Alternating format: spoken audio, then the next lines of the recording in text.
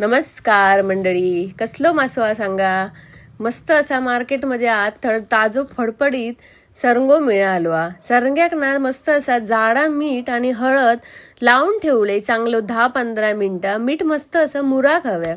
नंतर ना छान असं ते का स्वच्छ करून घेतले, पोटातली घाण भिन काढून टाकले आणि 2-3 पाण्यात स्वच्छ असे धुवून घेतले मासे.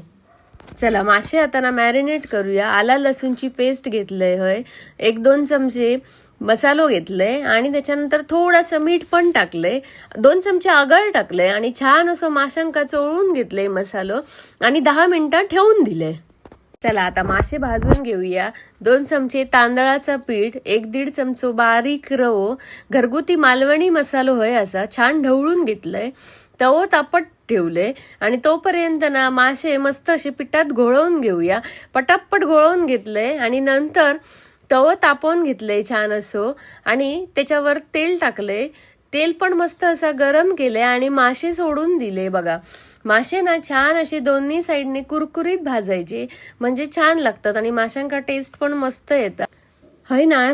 थोडीशी लसूण सुद्धा ठेचून टाकले म्हणजे त्याचं फ्लेवर एक भारी येतात आणि माशाचे तुकडे ना मस्त असे दोन्ही साईडने कुरकुरीत होईपर्यंत तळून पण घेतले.